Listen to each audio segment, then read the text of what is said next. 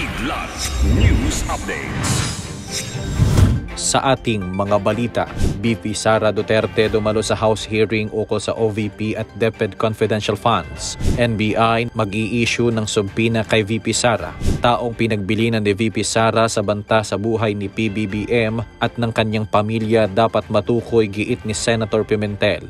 Negosyante patay sa pamamaril sa South Cotabato, 5,000 hanggang 6,000 na PDLs, target na palayain ng Bucor. Ako po si Cesar Soriano, kasama ang buong puwersa ng Kidlat News Channel para ihatid ang mga nangunang balita sa buong kapuluan ngayon.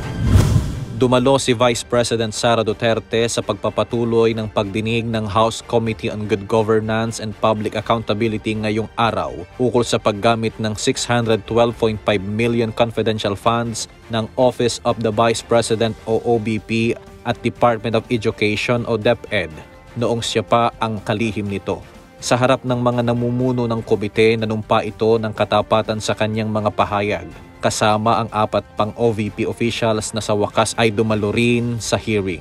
Sa pagsisimula ng pagdinig, nagkainitan kaagad ang Vice Presidente at si House Committee Chair Representative Joel Chua nang punahin ni VP Sara ang anyay pag-question at due process sa resignations ng mga opisyal ng DepEd, gayon din ang pag-detain kay Chief of Staff nitong si Zulaika Lopez. The appointing authority is the President of the Republic of the Philippines.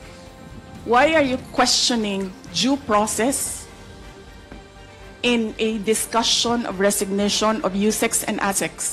Wala pa pong nagtatanong about that, Madam Vice President. Sir, kinontempt nyo na, sir, dinetain nyo na yung tao for due process. Madam Vice President. Sir, nasa loob ng detention ang tao because you questioned due process. Asaan ang explanation ng due process ninyo doon? Tinanong kita kanina, sino ang appointing authority? USEC ng ASEC. Anong sagot mo? Secretary. Hindi mo alam. Hindi pa po ako nagsumasagot. Hindi mo. Nakita kita, sumagot. Camera.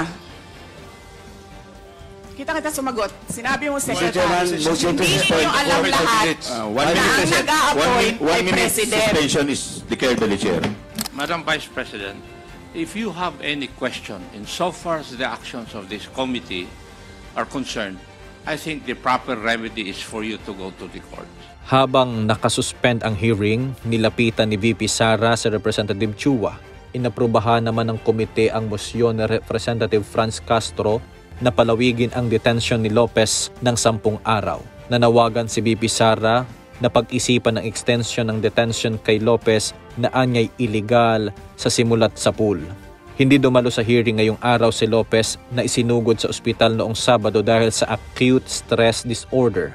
Samantala, mag-i-issue ng subpoena ang National Bureau of Investigation o NBI laban kay Vice President Duterte matapos ang mga naging pagbabanta nito sa buhay ng Pangulong Marcos. Ayon kay DOJ USEC Hermogenes Andres, ito ay para bigyan linaw ng opisyal ang kanyang mga pananalita na siya ay kumuha ng tao para patayin ng Pangulo, gayon din ang First Lady at Speaker ng Kamara. Importante hong malaman kung ano ang mga naging hakbang para po kumuha ng serbisyo ng isang mamamatay tao na nagpaplano ng masamang balakin sa ating mahal na Pangulo. Kasama po ang pag-i-issue po ng subpoena kay Vice President Sara na humarap sa NBI para bigyan po ng kaliwanagan ang kanyang mga pananalita. Sinabi ni Senate Minority Leader Coco Pimentel na dapat agad na matukoy ng mga otoridad ang umano'y taong pinagbilinan ni Vice President Sara Duterte sa pagbabanta ng buhay kina Pangulong Ferdinand Marcos Jr., First Lady Lisa Marcos at House Speaker Martin Romualdez. Ayon kay Pimentel, ang pagbabanta kay PBBM at sa kanyang pamilya ay dapat siyasating mabuti ng mga otoridad, pangunahin na ang National Bureau of Investigation. Dagdag pa ng senador na hindi deserved ng Office of the Vice President o OVP ang malaking budget dahil sa ipinakitang asal nito sa publiko. Pag-aaralan pa ngayon ng Senado kung ano ang magiging epekto nito sa proposed budget ng OVP na una nang ibinaba sa 1.3 billion ng House of Representatives. Dead on arrival sa ospital ang isang negosyante matapos pagbabarilin sa ukay-ukay na pag-aari niya sa Barangay Zone 2, Coronadal City, South Cotabato. Kinilala ang biktima na si alias Osman, 27 anyos at residente ng bayan ng Baloy, Lanao del Norte. Ayon sa investigasyon ng Coronadal City Police, nakatayo sa harap ng kanyang ukay-ukay ang biktima nang mabilis itong lapitan ng hindi pa nakikilalang sospek. Agad siyang pinagbabaril nito kung saan tumama ang bala sa ulo ng biktima. Kasalukuyang nagsasagawa ng investigasyon ng pulisya at inaalam pa ang motibo sa likod ng pagpatay. Nasa 5 hanggang 6,000 person deprived of liberty o PDLs ang nilalayong mapalaya mula sa mga pasilidad ng Bureau of Corrections sa susunod na buwan. Ayon kay Bucor Director Gregorio Catapang Jr., napirmahan na ni Justice Secretary Jesus Crispin Remulla ang Implementing Rules and Regulations para sa Good Conduct Time Allowance GCTA at hinihintay na lamang ang lagda ni Interior Secretary John Vic Remulla.